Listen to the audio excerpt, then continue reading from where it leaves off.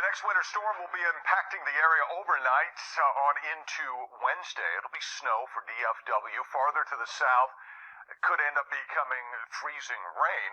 Roads will become slick during the evening hours and then extending on into the overnight. Not as windy as Sunday's storm was, so that's good because we won't be dealing with brutally low wind chill values, and accumulating ice is a possibility to the south of DFW. That's the winter storm watch, goes all the way into Thursday morning, although the bulk of this winter storm will impact us overnight and then through the day on Wednesday, rather. We have some snow that's going to be lifting to the north, and then another batch will come in and kind of blossom overnight. Snow or precip types, it'll be snow from DFW on to the north, snow with maybe a little sleet mixing in, parts of DFW, areas to the south. And you get far enough to the south, down towards Waco and Corsicana, Palestine, Athens, and Tyler, it could end up being freezing rain. Futurecast at midnight shows snow, still snowing, pretty widespread, 3 a.m. Some mixed bag precip down to the south. That comes close to the DFW area by 7 a.m. It's still some snow in the area. And then by 4 o'clock, starting to wind down, should be completely done by Wednesday evening. Accumulations of snow, 4 to 6 inches close to the Red River on into northeast Texas. 2 to 4 a little farther south, Bowie in that band, Denton, McKinney.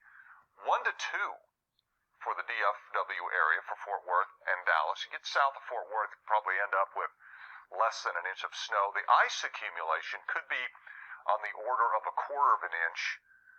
Some spots maybe trying to get close to a 1/2 an inch down near Palestine. Temperatures will hold steady. That's good.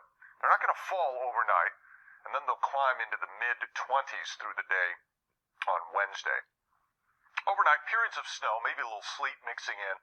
Temperatures steady, if not even slowly rising. 17 the overnight low, but already 22 by 7 a.m. Mid-20s the rest of the day. Thursday is dry. Starts cold at 18, goes up to 29. Friday starts cold at 14. Goes up to 34. Hey, we're above freezing at that point. 46 for the high Saturday, 56 Sunday, 60s next week. And this is Dallas right here. And this is the actual radar map at, let's see, it's 4:23 in the morning here.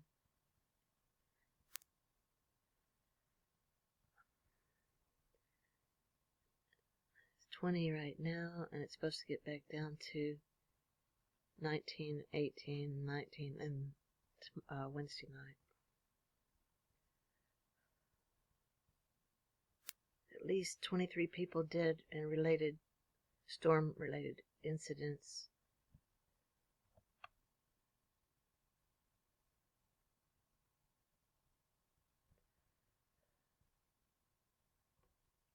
CNN anchor Brooke Baldwin announces departure from network.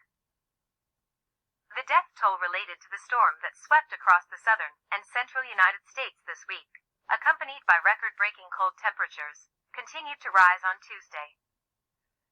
Copyright Ronald W. Erdrich / The Abilene Reporter News, via Associated Press. Crews from the fire department in Abilene, Texas, fought a house fire on Monday. In Houston, a woman and a girl died from carbon monoxide poisoning after a car was left running in a garage to generate heat, the police said. A homeless man was also found dead at an overpass. And man who was found dead on a median in Midtown Houston on Monday was suspected to have died from the extreme cold, the Harris County Sheriff said. A grandmother and 3 children were killed in a house fire in Sugar Land, Texas, early Tuesday, in a neighborhood that was without power, according to local news reports.